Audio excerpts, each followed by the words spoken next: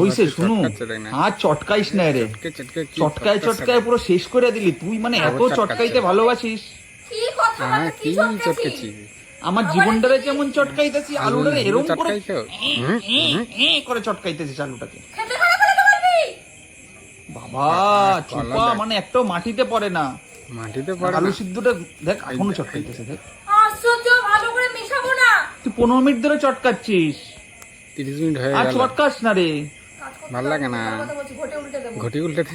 তুই ওটাই পারিস, ঘুটি উল্টাতে, ঘুটি উল্টাতে। চটকাতে, তোর কাজই ওইটা সত্যি। মনা, তোর বাবাকে একটু চুপ করতে পারো, আমার ভালো লাগছে না। মনা তোমার বলবে না। খেতে দেবো না, নিজেও খাবো না কিন্তু। থাক, বেশি কিছু বলবো, নাহলে খাওয়াটাই কপালে জুটবে না, খাওয়ার উল্টে যাবে।